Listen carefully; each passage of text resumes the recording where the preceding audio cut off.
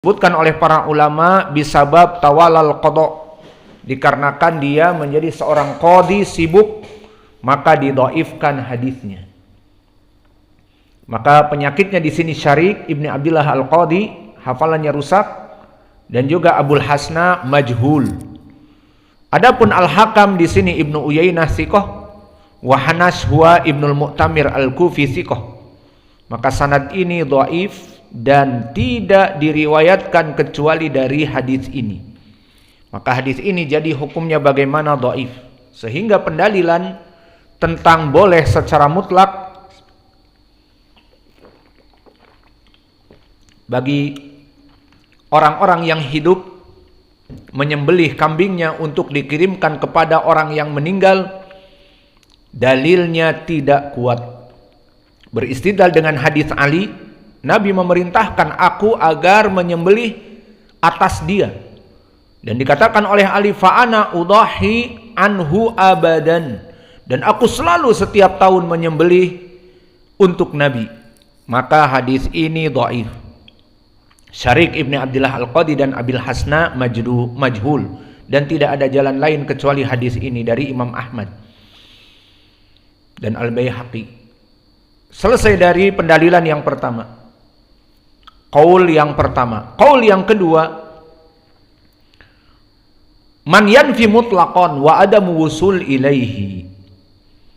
Mereka yang menafikan secara mutlak tidak akan diterima dan tidak akan sampai kepada orang yang meninggal. Maka mereka beristidlal dengan Al-Quran dan hadis, dan pendalilannya kuat. Dari Al-Quran kuat, dari hadis juga diriwayatkan oleh Imam Muslim kuat. Adapun ayat Allah berfirman, wa alaysa lil insani illa ma sa'a, yang maknanya tidaklah bagi manusia itu kecuali apa yang dia lakukan. Maka ditafsirkan di sini oleh para ulama, kama la yahmilu alaihi wizrun ghairuhu kadzalika la yahsulu minal ajri illa ma kasaba huwa li nafsihi. Maka seperti perkara keburukan, tidak ada seseorang diberikan keburukan orang lain seperti dosanya Abu Jahal ditimpakan kepada Fulan ibnu Fulan. Tidak ada. Atau dosa dari kakeknya yang dulu dia melaksanakan dosa-dosa besar, kemudian ditimpakan kepada anaknya, kepada cucunya. Maka di sini tidak ada permasalahan seperti itu. Maka demikian pula kebaikan. Wa alaysa lil insan illa masa. Maka tidaklah bagi manusia itu kecuali apa yang dia dulu lakukan. Maka jika dia melakukan kebaikan, maka baginya kebaikan, tidak kepada orang lain. Dan barang siapa yang dulu melaksanakan keburukan, maka baginya keburukan, tidak kepada orang lain. Maka istimbat Imam Asy-Syafi'i dengan ayat ini,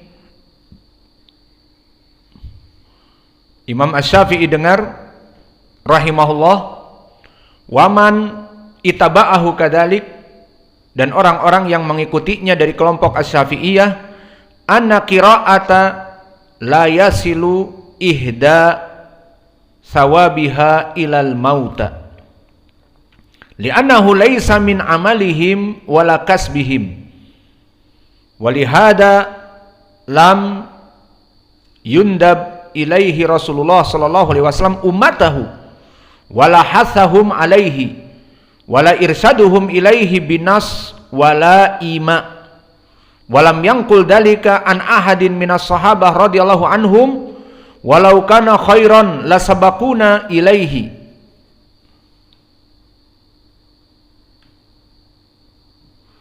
Wa babul qurubat yaktasiru fihi ala nusus wala yatasarrafu fihi bi anwa al-akisah, yakni dari kias, wal ara, dan dari pendapat. Fa amma du'a wa shadaqah fadaka mujma ala wusulihima wa mansus minasyari' alaihima. Maka selesai dari ucapan Imam Ibnu Katsir di dalam tafsir ayat wa alaysa lil insan illa ma sa'a. Tafsir Ibnu Katsir ini menjelaskan bahwa tidak sampai amalan baik dari seseorang kecuali untuk dirinya. Tidak sampai orang yang hidup kepada orang yang meninggal. Dan menukilkan di sini faidah dari Imam Asy-Syafi'i. Apa faidahnya? Di sini para pengikut Imam Asy-Syafi'i yang mengaku-ngaku nahnu Syafi'i. Lihat bagaimana Imam Asy-Syafi'i. Anal qira'ata la yasilu ihda thawabiha ilal mauta. Maka pembacaan dari pengiriman di malam Jumat surat Yasin seperti yang biasa dilakukan orang awam. Ayo baca Yasin, Yasinan yuk, dikirimkan kepada ila hadrati almarhum Bapak bla bla bla, ila hadrati al-mauta almarhum Ibu Hajjah bla bla bla. Maka di sini tidak sampai. Dan ini adalah pendapatnya Imam Asy-Syafi'i. Dan kebanyakan yang mengatakan yasinan dan tahlilan itu sampai kebanyakan mengaku bermadhab Imam Asy-Syafi'i. Maka Imam Asy-Syafi'i mengatakan tidak sampai hadiah pahala diberikan dari orang yang hidup kepada orang yang meninggal. Pendalilannya, kata Imam Asy-Syafi'i, tidak ada hadis sunnah yang mengatakan wahai orang yang hidup, kirimkanlah bacaan Yasin, tahlil, Al-Fatihah bagi orang-orang yang sudah meninggal. Maka Nabi tidak menganjurkan umatnya pun melaksanakan yang demikian. Dan tidak ada asar-asar yang sahih kepada para sahabat bahwa mereka melaksanakan demikian dari Nabi.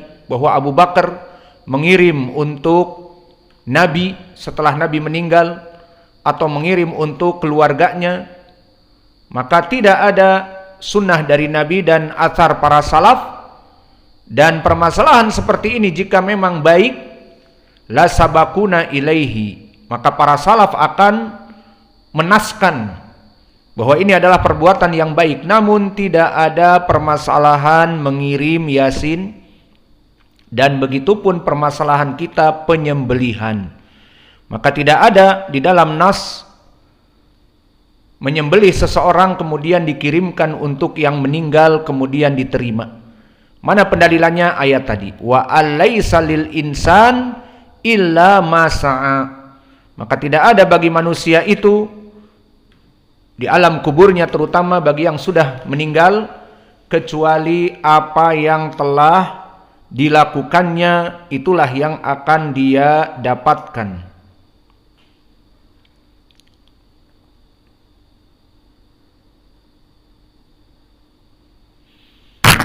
Adapun pendalilan dari hadis, maka di dalam hadis diriwayatkan oleh Imam Muslim dari Abi Hurairah, idza mata ibnu Adam, idza matal insanu inqata'a anhu amaluhu illa min salasin. Jika seorang meninggal dari Bani Adam, terputus seluruh amalan-amalan dunianya. Maka terputus semua amalan dunia. Tidak ada connected, not connected, tidak bersambung, kecuali dari 3 perkara yang bersambung. Dan apakah 3 perkara ini ada sembelihan? Jawabnya tidak. Illa min shadaqatin jariyah, di mana dia dulu menginfakkan hartanya untuk sedekah jariyah, amalan yang mengalir, seperti uangnya untuk membangun masjid, uangnya untuk membangun WC masjid, uangnya untuk demikian dan demikian. Maka di sini akan mengalir terus selama masjid itu dipergunakan, selama WC itu dipergunakan untuk MCK, berwudu dan sebagainya. Aw ilmun yuntafa'u bihi, atau ilmu yang bermanfaat, di mana seorang muallimil khair mengajari manusia kepada kebaikan dan terus diajarkan kebaikan tersebut, maka akan terus mengalir selama dia mengajarkan muridnya yang pertama, muridnya yang kedua, muridnya yang ketiga, misalnya muridnya yang ke-10, 10 murid. Maka generasi pertama 10 murid ini menyampaikan kepada murid-muridnya.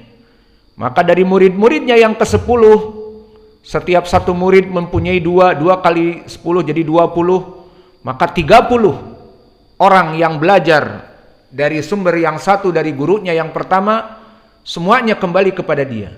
Dan muridnya yang 20 di generasi yang kedua, setiap murid mempunyai 2, maka 20 kali 2 40. Maka 40 dari generasi ketiga tetap orang ini mendapatkan pahala. Maka gambarannya bagaimana Abu Hurairah dan Aisyah dan Ibnu Umar dan Anas Ibnu Malik dan Ibni Abbas dan Abi Sa'id Al-Khudri. Maka mereka dari para perawi-perawi hadis yang banyak periwayatannya dari Nabi. Berapa pahala dari mereka? Mereka menyampaikan ilmu dari Nabi. Maka hadis-hadis Abi Hurairah di Al-Bukhari dan Muslim banyak, di Kutubi Sunan juga banyak. Maka berapa pahala yang besar dari Abi Hurairah? Dibaca kurun demi waktu, mulai dari zaman para sahabat, dari muridnya Abi Hurairah, dari sahabat yang lain ataupun kebanyakan para tabi'i. Berapa Abu Hurairah mendapatkan dari para tabi'in? Meninggal para tabi'in, juga itba'ut tabi'in yang menerima ilmu dari para tabi'in dulu. Abu Hurairah kebagian. Until this time, sampai zaman now, 1444 Hijriah, bagaimana Abu Hurairah masih mendapatkan ilmu. Dan kelak 1000 wallahu a'lam menjelang dari hari kiamat, maka Abu Hurairah akan tetap mendapatkan pahala di saat ada yang membaca hadis an Abi Hurairah anin Nabi. Karena perbuatan Nabi ataupun ucapan Nabi diambil oleh Abu Hurairah, dan Abu Hurairah yang menyebarkannya kepada para tabi'in dan itba'ut tabi'in sampai kepada kita di Sahih Al-Bukhari atau Muslim, dan kita mengamalkannya. Maka betapa besar ilmun yuntafa'u bihi. Dan yang ketiga, waladun soleh yad'u lahu. Adapun waladun soleh, maka dia khusus untuk anak-anaknya yang soleh yang mendoakannya. Maka ini 3 perkara yang bersambung. Malah kan tamasgul, banyak kutu. Maka semuanya bersambung 3 perkara ini. Lalu sembelihan masuk apa tidak? Tidak ada. Maka dari sini hanya 3 perkara saja pengkhususan, illa min salatin, kecuali 3 perkara. Dan disebutkan dengan jelas, inqata'a anhu amaluhu, terputus semuanya kecuali 3 perkara. Maka terputus semuanya dan dikecualikan 3, maka pengecualian ini hanya 3 dan sembelihan tidak masuk. Maka ini pendalilan dari ucapan yang kedua dan dalilnya jelas. Ucapan yang ketiga dengan tafsil, la yudahi anil mayit istiqlalan fayudahi